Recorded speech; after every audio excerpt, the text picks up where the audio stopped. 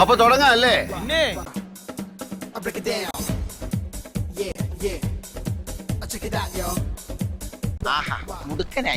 നീ എന്താ ആലോചിക്കുന്നത്?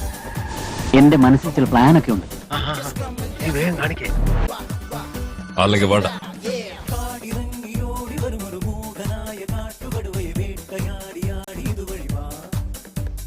മലയാളി കൊള്ളാം. എന്താ പേര്?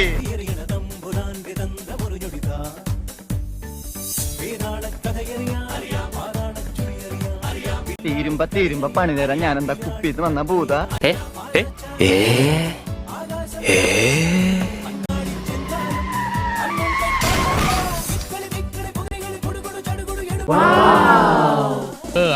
Subat.